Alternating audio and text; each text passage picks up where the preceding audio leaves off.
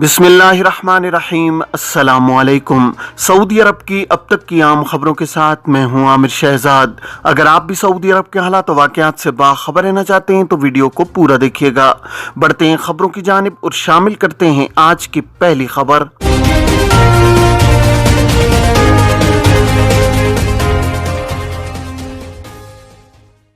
बैरूनी उम्रा ज़ायरीन की आमद शुरू, वीज़ा 3 माह का होगा। सऊदी अरब में हज उम्रा कौमी कमेटी के नुमाइंदे हानी अली उमेरी ने कहा है कि आज यकम मुहर्रम 1444 हिजरी हफ्ते से बैरून मुमलिकत से उम्रा ज़ायरीन की आमद शुरू हो रही है। सबक वेबसाइट के मुताबिक अल उमेरी ने मजीद कहा है कि उम्रा वीज़ा की मियाद पहली बार 3 माह के लिए की गई है। इस दौरान उम्रा ज़ायर मुमलिकत में कहीं भी जा सकते हैं। तवक्को है कि नए हिजरी साल 1444 के दौरान 10 मिलियन से ज़्यादा उम्रा ज़ायरीन सऊदी अरब आएंगे। अल उमेरी ने कहा है कि 30 जुलाई 2022 को पाकिस्तान, तुर्की, उज़्बेकिस्तान और ताजिकिस्तान से उम्रा ज़ायरीन की आमद शुरू हो जाएगी। इस ज़िमन में जद्दा के किंग अब्दुल अजीज इंटरनेशनल एयरपोर्ट और मदीना मुनव्वरा अमीर मोहम्मद बिन अब्दुल अजीज इंटरनेशनल एयरपोर्ट पर उम्रा ज़ायरीन के काफिले पहुंचेंगे। इकामा की मुद्दत में तजदीद में ताख़ीर के हवाले से एक शख्स ने सवाल किया है कि इकामा तजदीद नहीं हुआ, 3 माह हो चुके हैं, इस सूरत में स्पॉन्सरशिप यानी कफालत तब्दील कर सकता हूं या नहीं। सऊदी अरब में कानून मेहनत के नुकात में काफ़ी तब्दीलियां की गई हैं जिन पर अमल करना स्पॉन्सर की भी जिम्मेदारी है। कानून के मुताबिक कारकुन का इकामा तजदीद कराना कफील या कंपनी की जिम्मेदारी है। अगर इकामा वक्त पर तजदीद न कराया जाए तो उस पर जुर्माना आयद किया जाता है। इकामा की पहली बार तजदीद में ताख़ीर पर जुर्माना 500 रियाल आयद किया जाता है, जबकि दूसरे बरस भी ताख़ीर होने पर 1000 रियाल जुर्माना होता है। ऐसे कारकुन जिनके कफीलों की जानिब से इकामा की तजदीद नहीं कराई जाती और वो अपने इदारों में काम करते हैं, इन्हें चाहिए कि वो अपने मसले के हल के लिए वज़ारत इफ़रादी को तो समाजी बहबूद आबादी के मुताल्लिक़ा शोबे से रुजू करें, जहाँ मौजूद एहलकार केस का जायज़ा लेने के बाद कफालत की तब्दीली के अहकामात सादिर करते हैं। वज़ारत इफ़रादिकोत की जानिब से मुकर्रर करदा कमेटी इस अमर का जायज़ा लेती है कि कफ़ील की जानिब से किस नौइयत की खिलाफ वर्जी सरजद हो रही है। कमेटी जायज़ा लेने के बाद कारकुन के कफ़ील को तहरीरी तौर पर पेशी के लिए तलब करती है। अगर वो 3 पेशियों पर हाजिर नहीं होता तो कमेटी की जानिब से फैसला सादिर कर दिया जाता है। ख्याल रहे कि इकामा एक्सपायर होने की सूरत में फौरी तौर पर वज़ारत इफ़रादिकोत के इदारे से रुजू करके शिकायत दर्ज कराना चाहिए ताकि कारकुन की जानिब से बर वक्त तहरीरी शिकायत दर्ज हो सके। लेबर ऑफिस में कारकुन की जानिब से पहले शिकायत दर्ज होने से उसका केस मजबूत हो जाता है, जिसका कभी इम्कान होता है कि केस का फैसला कारकुन के हक में हो, क्योंकि बुनियादी नुक्ता इकामा की तजदीद का है जो कफील या कंपनी के जिम्मे होता है। इमिग्रेशन कानून के मुताबिक एग्जिट री एंट्री यानी खुरूज ओहदा पर जाने वालों को चाहिए कि वो मुकर्रर मुद्दत के दौरान वापस आएं। अगर वापस ना आना हो तो खुरूज ओहदा की मुद्दत में तोसी कराई जाए ताकि वीज़ा कारामद रहे। सऊदी अरब में गुज़श्ता बरस से बैरून मुमलिकत गए हुए इकामा होल्डर्स की सहूलत के लिए ऑनलाइन खुरूज ओहदा और इकामा की मुद्दत में तोसी कराई जा सकती है। छुट्टी पर गए हुए एक शख्स की जानिब से सवाल किया गया है कि छुट्टी पर पाकिस्तान गया था, इकामा और खुरूज ओहदा ख़त्म हो गया है, कफील का मुसस्सा भी रेड में है, इस सूरत में दूसरे वीज़े पर सऊदी अरब जा सकता हूं या नहीं। इमिग्रेशन कवानीन के तहत वो इकामा होल्डर्स जो खुरूज ओहदा यानी एग्जिट री एंट्री पर जाते हैं और मुकर्रर मुद्दत के दौरान वापस नहीं आते, इन्हें खुरूज ओहदा कानून की खिलाफ वर्जी के ज़ुमरे में शामिल कर दिया जाता है। खुरूज ओहदा कानून की खिलाफ वर्जी के ज़ुमरे में आने वालों को खिरज वलमियत की कैटेगरी में शामिल कर दिया जाता है। ऐसे अफराद जो मज़कूरा कैटेगरी में शामिल कर दिए जाते हैं, इन्हें 3 बरस के लिए मुमलिकत में ब्लैक लिस्ट कर दिया जाता है। ऐसे अफराद जिन्हें ब्लैक लिस्ट किया जाता है वो मज़कूरा मुद्दत के दौरान किसी भी दूसरे शख्स या कंपनी नए वीज़े पर नहीं आ सकते।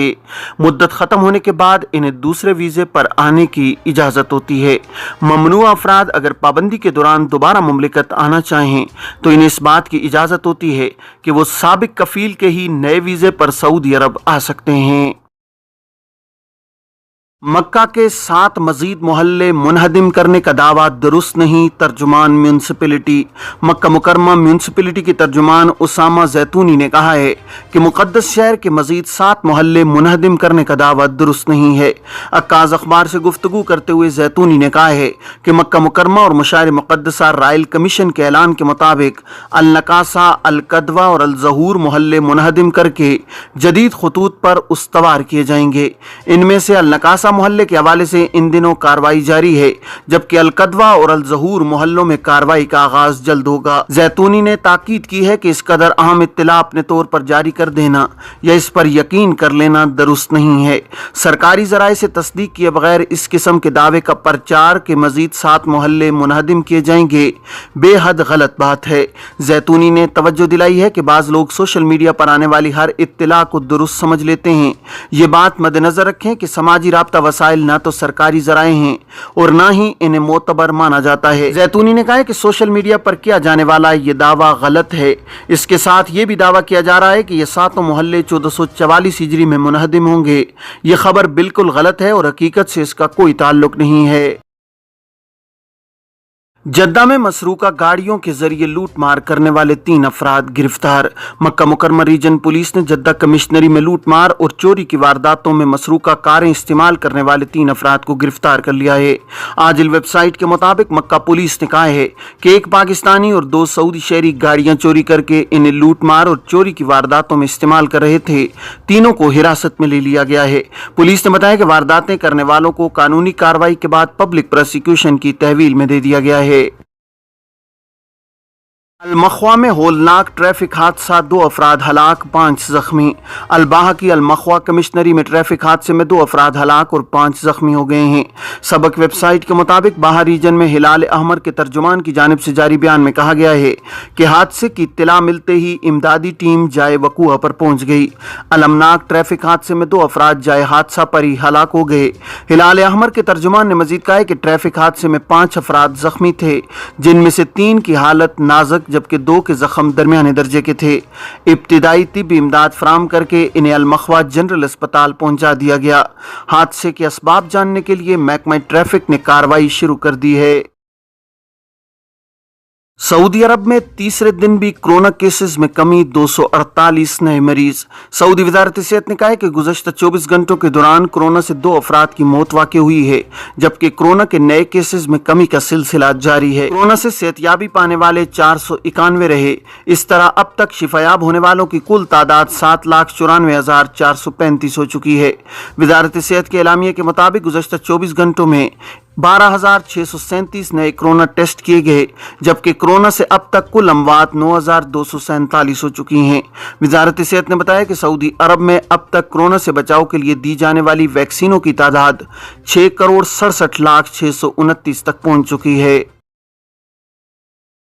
خانہ کعبہ کو نئے غلاف سے آج آراستہ کیا جائے گا۔ مسلم دنیا میں سب سے زیادہ دیکھے جانے والی تقریبات میں ایک غلاف کعبہ کی تبدیلی ہے جو آج منعقد ہوگی۔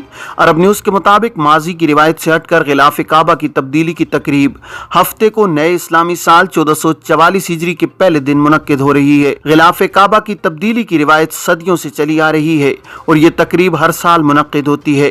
اس سے قبل کئی دہائیوں سے غلاف کعبہ کو 9 ذی الحجہ کی صبح کو تبدیل کیا جاتا تھا، جب عازمین حج عرفات کے لیے روانہ ہوتے ہیں۔ اس وقت حرم تقریباً خالی ہوتا تھا، اس لیے غلاف کعبہ کی تبدیلی کا عمل سہولت سے مکمل ہو جاتا تھا۔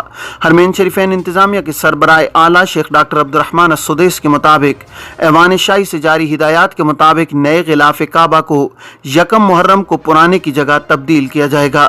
تبدیلی کے بعد نیا غلاف آئندہ برس ذی الحجہ تک کعبہ پر موجود رہے گا۔ شاہ عبدالعزیز کمپلیکس میں غلاف کعبہ کی تیاری میں 200 افراد پر مشتمل تکنیکی عملہ شریک ہوتا ہے۔